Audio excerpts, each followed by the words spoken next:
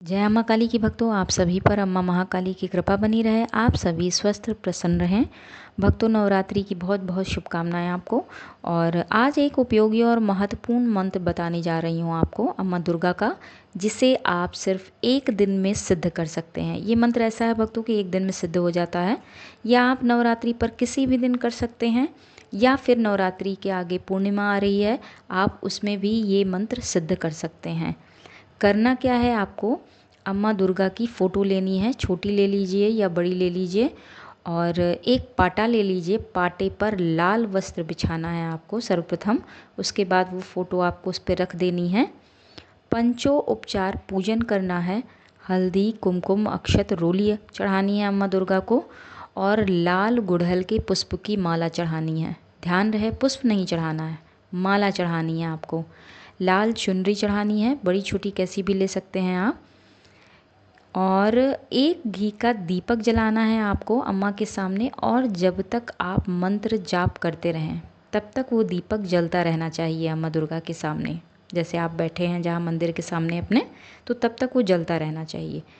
Last में आपको क्या करना है, नैवेद्य चढ़ाना है। नैवेद्य में आपको आटे का हलवा चढ़ाना है, जिसे लपसी भी कहते हैं, वो चढ़ाना है आपको। 11 माला आपको मंत्र पढ़ना है भक्तों। मंत्र आपको इस पे डिस्प्ले हो जाएगा, यही मंत्र है।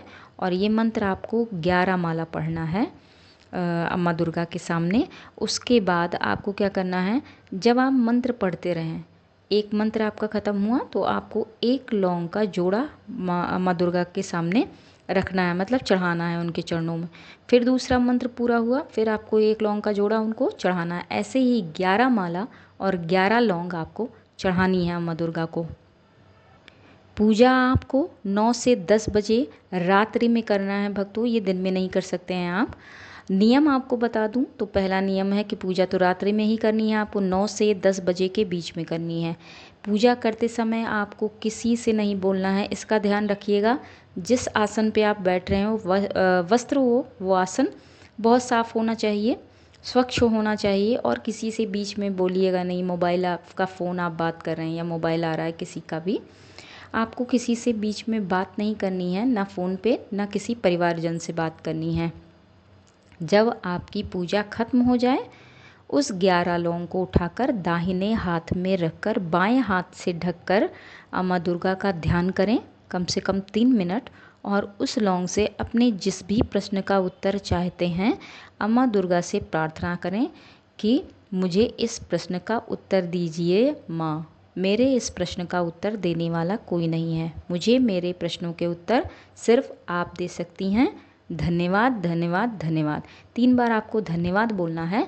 3 बार बोलते हुए वो लौंग अपने पिलों के नीचे, जहाँ आप सोने वाले हैं उस दिन, पिलो के नीचे रखना है आपको।